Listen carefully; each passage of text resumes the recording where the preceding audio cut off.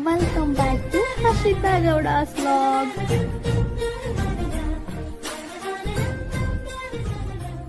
ಇವತ್ತಿನ ವ್ಲಾಗ್ ಅಲ್ಲಿ ನಾನು ಮನೇಲೇನೆ ಚಾಕ್ಲೇಟ್ ನ ಮಾಡೋಣ ಅಂತ ಅನ್ಕೊಂಡಿದ್ನಿ.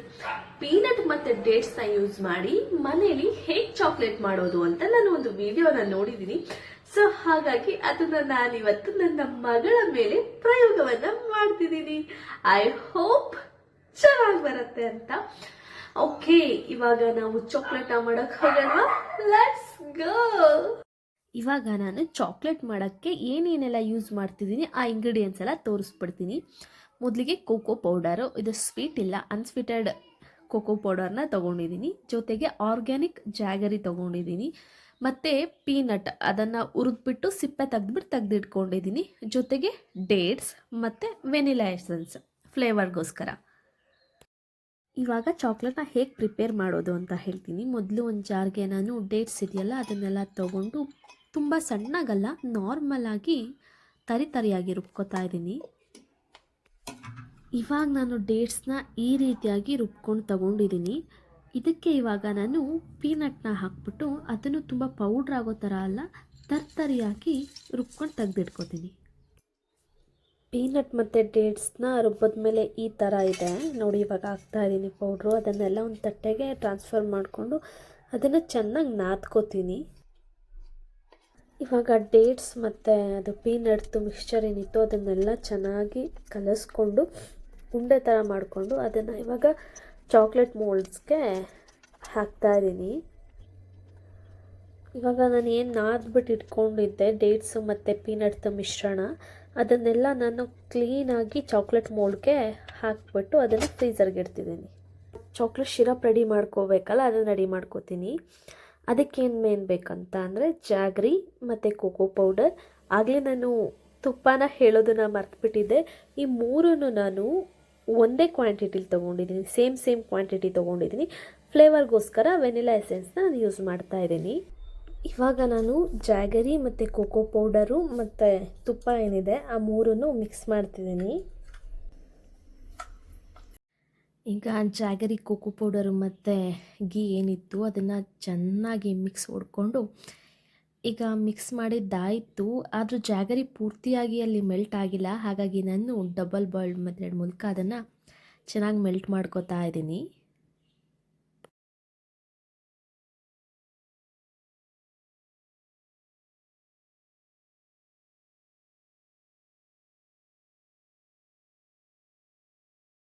ಓಕೆ, ಇವಾಗ ಚಾಕ್ಲೇಟ್ ಶಿರಪ್ ರೆಡಿ ಆಯಿತು. ಅದನ್ನು ಗ್ಯಾಸ್ ಮೇಲಿಂದ ಇಳಿಸಿ ಅದನ್ನು ಜಾರಿಗೆ ಹಾಕ್ಬಿಟ್ಟು ಇನ್ನೊಂದು ಸಲ ಚೆನ್ನಾಗಿ ರುಬ್ಕೋತೀನಿ. ಏಕೆಂದರೆ ಅದು ಚಾಕ್ಲೇಟ್ ಥರ ಸ್ಟ್ರಕ್ಚರ್ ಬರಬೇಕಲ್ಲ.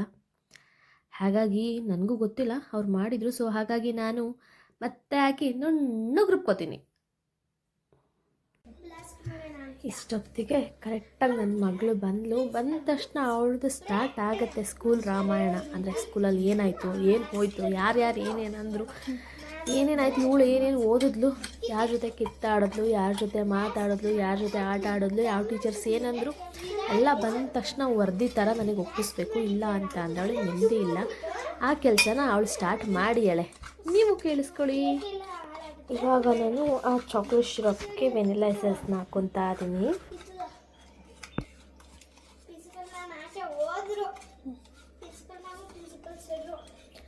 ಇವಾಗ ನಾನು ಆಗಲೇ ಸೆಟ್ ಮಾಡೋಕೆ ಇಟ್ಟಿದ್ನಲ್ಲ ಪೀನಟ್ ಮತ್ತು ಡೇಟ್ಸ್ದು ಮಿಕ್ಸ್ ಮಾಡಿಟ್ಟಿದ್ದು ಅದನ್ನು ತೆಗ್ದಿದ್ದೀನಿ.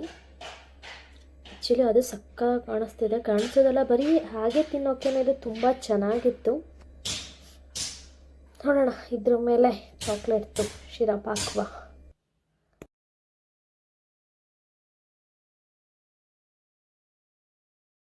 ನೋಡಿ ಎಷ್ಟು ಚೆನ್ನಾಗಿ ಕಾಣಿಸ್ತಿದೆ. ಇವಾಗಲೇ ತಿನ್ನಬೇಕಂತ ಅನ್ನಿಸ್ತಿದೆ. ಜೊತೆಗೆ ಇದನ್ನು ತಿಂದ್ಕೊಂಡು ಚಾಕ್ಲೇಟ್ ರೆಡಿ ಮಾಡೋಣ. ತುಂಬಾ ಸಿಂಪಲ್ಲು, ತಲೆ ಹೋಗೋವಂಥದ್ದಂತೂ ಏನೂ ಇಲ್ಲ. ಜಸ್ಟ್ ಚಾಕ್ಲೇಟ್ ಶಿರಪ್ ರೆಡಿ ಮಾಡ್ಕೊಂಡಿದ್ದೀವಲ್ಲ ಅದರೊಳಗೆ ಈ ಕ್ಯೂಬ್ಸ್ ಏನಿದೆ ಅದನ್ನು ಹಾಕ್ಬಿಟ್ಟು ಹಾಗೆ ಅದ್ರ ಮೇಲೆಲ್ಲ ಚಾಕ್ಲೇಟ್ಸು ಸ್ಪ್ರೆಡ್ ಮಾಡಿ ಮತ್ತೆ ತೆಗ್ದು ಅದನ್ನು ಆ ತಟ್ಟೆ ಮೇಲೆ ಪ್ಲೇಸ್ ಮಾಡೋದು ಅಷ್ಟೇ. ಹೀಗೆ ಎಲ್ಲದನ್ನು ಮಾಡಬೇಕು. ಇವಾಗ ಎಲ್ಲದಕ್ಕೂ ಚಾಕ್ಲೇಟ್ ಸಿರಪ್ದು ಕೋಟಿಂಗ್ ಆಯಿತು. ಈಗ ಇದನ್ನು ತೆಗೆದು ಫ್ರೀಝರ್ಗೆ ಇಡ್ತೀನಿ. ಇನ್ನೂ ಅದು ಸೆಟ್ಟೇ ಆಗಿಲ್ಲ, ಬಟ್ ನನ್ನ ಮಗಳಂತೂ ಕಾಯೋವಷ್ಟು ಪೇಷನ್ಸ್ ಅವಳಿಗಿಲ್ಲ. ಸೊ ಹಾಗಾಗಿ ಸೆಟ್ ಆಗೋಕ್ಕಿಂತ ಮುಂಚೆನೇ ತೆಗೆದು ಹಿಡ್ಕೊಂಡು ಕೂತಿದ್ದಾಳೆ. ಅದಿನ್ನೂ ಸೆಟ್ ಆಗಿಲ್ಲ, ಆದರೂ ಅವಳು ಬಿಡ್ತಾ ಇಲ್ಲ. ಎಲ್ಲದನ್ನು ತೆಗೆದು ನೋಡ್ತೀಯಾಳೆ. ಅದಕ್ಕೆ ಇನ್ನೂ ಸೆಟ್ ಆಗಿಲ್ಲದಿರೋದಕ್ಕೆ ಕೈದು ಅಚ್ಚು ಹಾಗೆ ಬೀಳ್ತಿದೆ ಚಾಕ್ಲೇಟ್ ಮೇಲೆ. ಇವಾಗ ತಿಂದ್ಬಿಟ್ಟು ಟೇಸ್ಟ್ ಹೇಗಿದೆ ಅಂತ ಹೇಳ್ತಾಳೆ. ನಡೆಸಿ ತಿಂದಮೇಲೆ ಅವಳ ಎಕ್ಸ್ಪ್ರೆಷನ್ ಹೇಗಿರುತ್ತೆ ಅಂತ.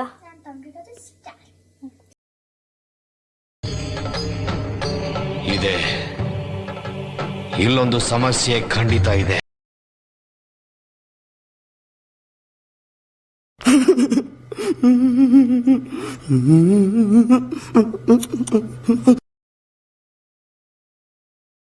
ಆ್ಯಕ್ಚುಲಿ ಇಲ್ಲಿ ಏನು ಸಮಸ್ಯೆ ಇಲ್ಲ. ಸಮಸ್ಯೆ ಆಗಿದ್ದೆಲ್ಲ ಫ್ರೀಝರ್ಗೆ ಇಟ್ಟಿದ್ದ ಚಾಕ್ಲೇಟ್ನ ಡೈರೆಕ್ಟಾಗಿ ತೆಗೆದು ಅವಳು ಬಾಯಿಗೆ ಹಾಕ್ಕೊಂಡ್ಳು. ಹಾಗಾಗಿ ಅವಳಿಗೆ ಅಲ್ಲೂ ಜುಮ್ ಅಂತ ಅನಿಸಿದೆ. ಅದಕ್ಕೆ ಅವಳು ಆ ಎಕ್ಸ್ಪ್ರೆಷನ್ ಕೊಡ್ತೀಯಾಳೆ. ಬಟ್ ಚಾಕ್ಲೇಟು ತುಂಬಾ ಚೆನ್ನಾಗಾಗಿತ್ತು.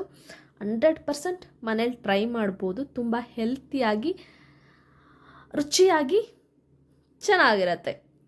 Finally operation chocolate successful. Cocoa powder ಹಾಕಿರೋದು ಮತ್ತೆ ಕಡಲೆ ಬೀಜ ಹಾಕಿರೋದು.